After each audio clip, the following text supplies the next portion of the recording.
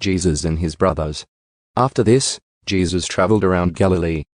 He wanted to stay out of Judah, where the Jewish leaders were plotting his death. But soon it was time for the Jewish festival of shelters, and Jesus' brothers said to him, "Leave here and go to Judah, where your followers can see your miracles. You can't become famous if you hide like this. If you can do such wonderful things, show yourself to the world." For even his brothers didn't believe in him. Jesus replied, "Now is not the right time for me to go, but you can go any time. The world can't hate you, but it does hate me because I accuse it of doing evil. You go on. I'm not going to this festival, because my time has not yet come." After saying these things, Jesus remained in Galilee. Jesus teaches openly at the temple. But after his brothers left for the festival, Jesus also went, though secretly, staying out of public view. The Jewish leaders tried to find him at the festival and kept asking if anyone had seen him. There was a lot of grumbling about him among the crowds. Some argued, "He's a good man," but others said, "He's nothing but a fraud who deceives the people." But no one had the courage to speak favorably about him in public, for they were afraid of getting in trouble with the Jewish leaders. Then, midway through the festival, Jesus went up to the temple and began to teach. The people were surprised when they heard him. "How does he know so much when he hasn't been trained?" they asked. So Jesus told them, "My message is not my own. It comes from God who sent me. Anyone who wants to do the will of God will know whether my teaching is from God or is merely my own. Those who speak for themselves want glory only for themselves, but a person who seeks to honor the one who sent him speaks truth, not lies. Moses gave you the law, but none of you obeys it. In fact, you are trying to kill me." The crowd replied, "You're demon-possessed." "Who's trying to kill you?" Jesus replied, "I did one miracle on the Sabbath, and you are amazed.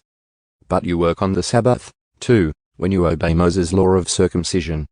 Actually, this tradition of circumcision began with the patriarchs, long before the law of Moses.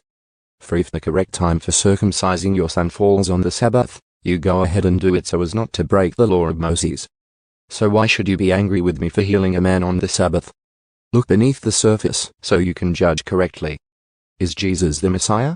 Some of the people who lived in Jerusalem started to ask each other, "Isn't this the man they are trying to kill? But here he is, speaking in public, and they say nothing to him.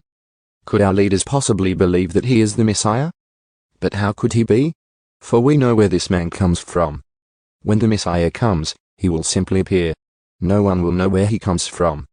While Jesus was teaching in the temple, he called out, "Yes, you know me, and you know where I come from. But I'm not here on my own. The one who sent me is true, and you don't know him. But I know him because I come from him, and he sent me to you." Then the leaders tried to arrest him.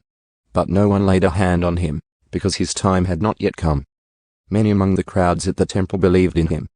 After all, they said, "Would you expect the Messiah to do more miraculous signs than this man has done?" When the Pharisees heard that the crowds were whispering such things, they and the leading priests sent temple guards to arrest Jesus. But Jesus told them, "I will be with you only a little longer. Then I will return to the one who sent me. You will search for me but not find me. And you cannot go where I am going." The Jewish leaders were puzzled by this statement. "Where is he planning to go?" they asked. "Is he thinking of leaving the country and going to the Jews in other lands? Maybe he will even teach the Greeks.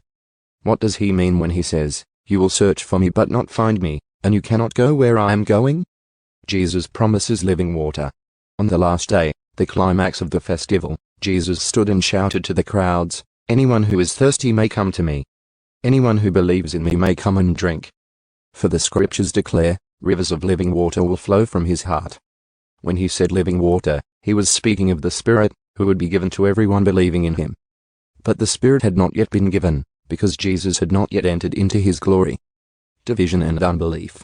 When the crowds heard him say this, some of them declared, "Surely this man is the prophet we have been expecting." Others said, "He is the Messiah."